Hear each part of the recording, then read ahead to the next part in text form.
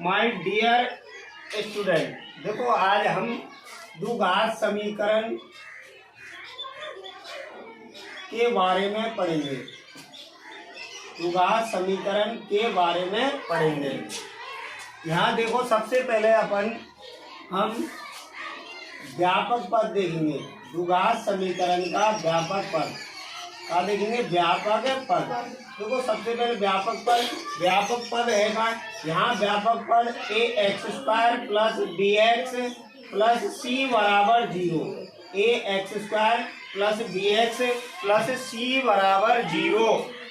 देखो यहाँ यदि हम बात करें गुणांक की, कई की बात करें गुणांक की, तो यहाँ ध्यान रखना है कि x² का गुणांक क्या होगा? a।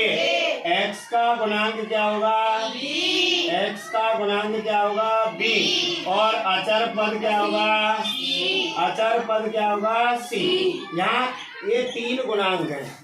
द्विघात समीकरण के तीन गुणांक हैं। x² गुणांक a, x का गुणांक b, अचर पद c। ठीक है, ध्यान रखना। द्विघात समीकरण में हम सबसे पहले हम पढ़ेंगे समीकरण की जांच।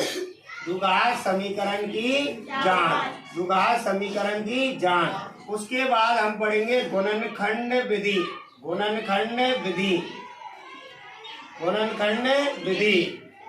तीसरी उसमें पढ़ेंगे श्रीधराचार्य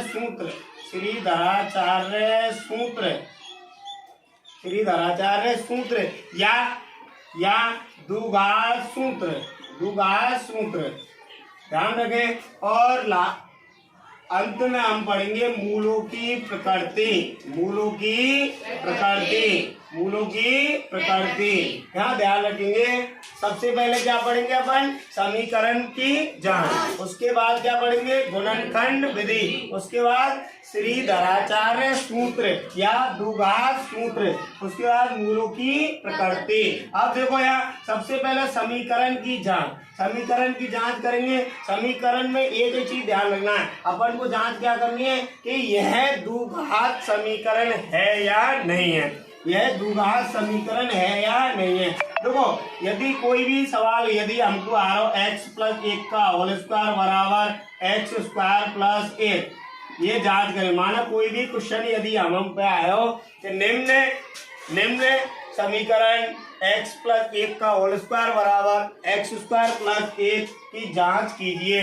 जांच करनी है कि यह द्विघात समीकरण है या नहीं। तो देखो यहाँ हम सब यहाँ क्या करेंगे? सबसे पहले हम x प्लस 1 का होल स्क्वायर खोलेंगे, उसके बाद में आगे कैलकुलेशन करेंगे। तो देखो x प्लस 1 का होल स्क्वायर x² प्लस दोनों 2x और 1 को वर्ग का हो भैया 1।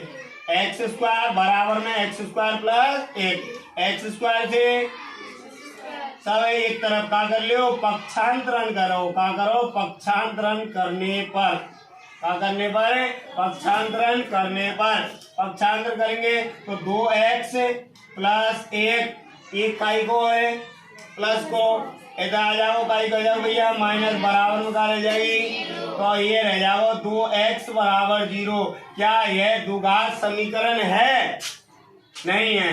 अतः यह द्विघात समीकरण नहीं है, क्योंकि द्विघात समीकरण के लिए हमको क्या चाहिए? घात में 2 चमकना चाहिए। क्या चमकना चाहिए? घात में 2 चमकना चाहिए। यदि घात में 2 चमक रहे तो वह द्विघात समीकरण है। जैसे माना हमारे पास x² है, घात में क्या चमक रहा भैया?